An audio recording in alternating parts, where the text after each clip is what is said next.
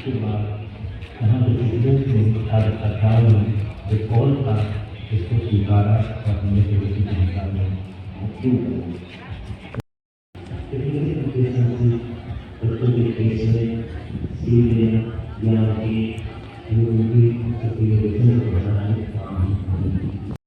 और सुव्यवस्थित वर्कशॉप्स शिक्षा को नया स्वरूप दे रही है। अब पाठ्यक्रम केवल पारंपरिक नहीं रहे, वे पहुंच चुके हैं आधुनिक युग के क्षेत्रों तक। रोबोटिक्स,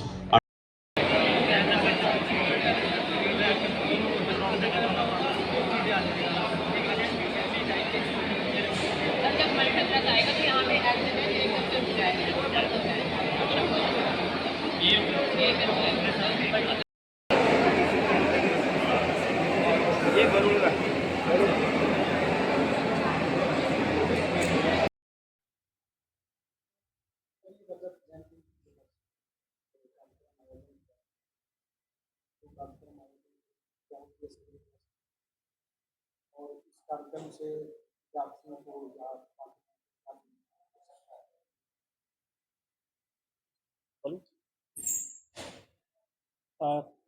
उत्तराखंड प्रदेश की स्थापना के 25 वर्ष पूरे होने जा रहे हैं।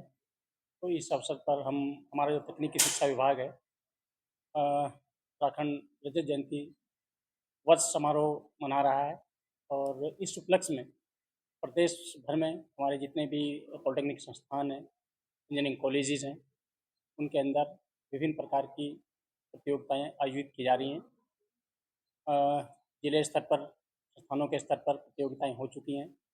उसके उपरांत 3 और 7 के बीच में तो कई जगहों पर, लगभग 7-8 जगहों पर हमारे राज्य स्तरीय प्रतियोगिताएं आयोजित की जा रही हैं, जहां हम लोग उन्हीं की क्रम में राजकीय पॉलिटेक्निक पिथौरागढ़, जहाँ हम लोग आज एकत्रित हुए हैं।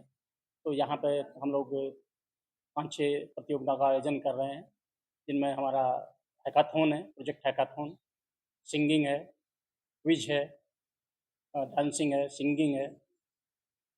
तो इस तरह के जो प्रोग्राम हैं, क्योंकि इसमें हमारे तमाम इंजीनियरिंग कॉलेज के जो छात्र छात्राएँ हैं, हमारे पॉलिटेक्निक के छात्र छात्राएँ हैं, ये सब मिलकर प्रतियोगिता में भाग ले रहे हैं, जिससे कि आपसी तालमेल बढ़े। और जो वो कर रहे हैं अलग अलग जगहों पर, वो एक जगह पर भी उनको दिखाई दे कि हमारी जो तकनीकी शिक्षा के साथ साथ जो कल्चरल एक्टिविटीज़ हैं, जो प्रोजेक्ट बना रहे हैं, वो उसमें भी वो लोग माहिर हैं, उसमें भी वो आगे की तरफ बढ़ सकते हैं। ये हर साल मनाया जाता है।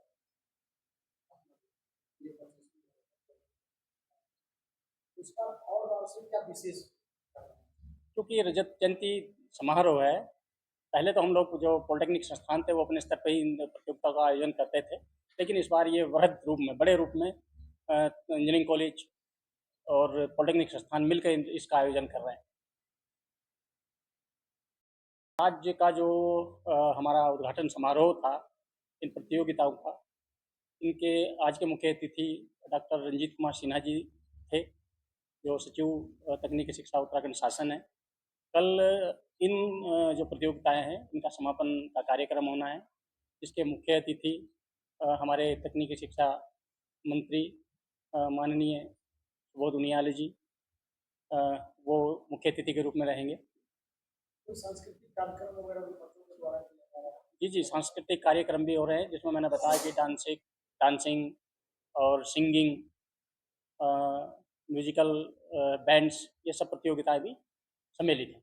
कोई नई योजना मतलब जो विद्यार्थियों को और सुविधा प्रदान करे, या विशेष सब्जेक्ट वगैरह किया जा रहा हो? हाँ, पॉलिटेक्निकों के अंदर इसी साल हम लोगों ने नया करिकुलम डिज़ाइन किया है, यानी कि 2020 के अनुसार। उसमें कई नई विधाएँ, जैसे AI, machine learning, cyber security, इन चीज़ों को भी शामिल किया गया है। जो बच्चे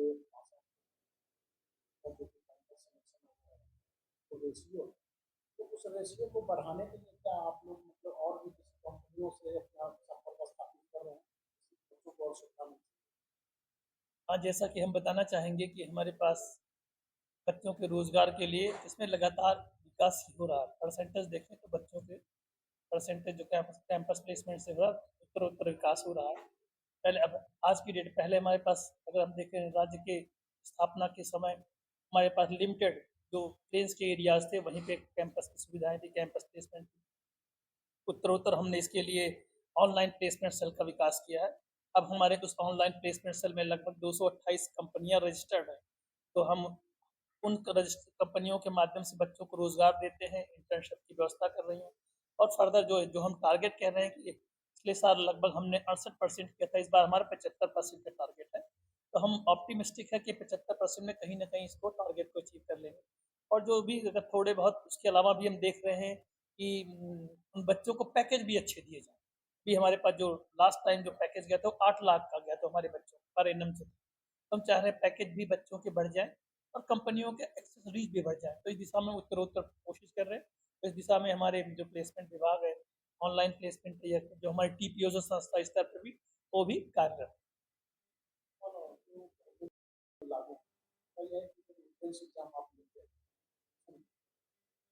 बहुत सारे बच्चे ऐसे हैं सबको हो जाते हैं, लेकिन उनके पास जो भी आपको पढ़ रही है फी का जो स्ट्रक्चर होता है, बहुत सारे ऐसे बच्चे हैं जो कितने भी देने में अक्षम होते हैं। उनके लिए संस्था क्या मतलब करती है? कोई स्कॉलरशिप वगैरह आपके यहाँ से होता है या किसी तरह का उन बच्चों को सहयोग जो आर्थिक होता है जिससे कि उसकी पढ़ाई बाधित न हो? अब जहाँ तक हम बात करें कि जो हमारा पॉलिटेक्निक विभाग का जो एंट्रेंस एग्जामिनेशन है उसके माध्यम से जो लड़के चुन के आते हैं उसकी फीस हमारी बहुत ही कम है। आप देखिए 13,000 लगभग 14,000 रुपये मैक्सिमम है एक साल की। अगले साल पे 13,000 के करीब फीस पड़ती है, second year third year onwards. तो फीस तो बहुत ही कम है। उसके अलावा जो स्कॉलरशिप बच्चों को मिलती है, जो सामान्य कैटेगरी के उनको EWS के जो सरकार के नियम है उसके हिसाब से EWS की इकोनॉमिक वीकर सेक्शन की मिलती हैं। OBC, SC, ST इन छात्रों को हम क्या कहते हैं नेशनल स्कॉलरशिप पोर्टल है, उसके जरिए वो लोग अप्लाई करते हैं, उसमें फीस भी रिइम्बर्समेंट हो जाता है। बच्चों को हॉस्टल की फैसिलिटी, एग्जामिनेशन फी, ये सारी चीज़ें रिइम्बर्स हो जाती हैं। हो सकता है कि उस समय थोड़ी देनी पड़ती है। इसी तरह लड़कियों के लिए AICT के लिए जो है सक्षम है, परख है, ये 2 भी स्कॉलरशिप है। तो उसमें 50-50 हज़ार रुपये की स्कॉलरशिप है। तो अगर देखेंगे तो उतनी फीस नहीं जितने बच्चों को स्कॉलरशिप मिल जाती है। तो स्कॉलरशिप की सुविधाएं अगर देखें तो पॉलिटेक्निक कंपैरेटिवली अच्छे है, क्योंकि अगर हम फीस की तुलना में कंपेरिजन करें। डांस प्रतियोगिता के अंतर्गत नियमों में निर्धारित किया गया है कि डांस के कार्यक्रम में आप किसी प्रकार का प्रॉप्स जैसे त्रिशूल वगैरह यूज नहीं करेंगे, का प्रयोग नहीं किया जाएगा। और क्या क्या चीज प्रयुक्त की जा सकती हैं वो नियमों में पूर्णतः निर्धारित है। धन्यवाद।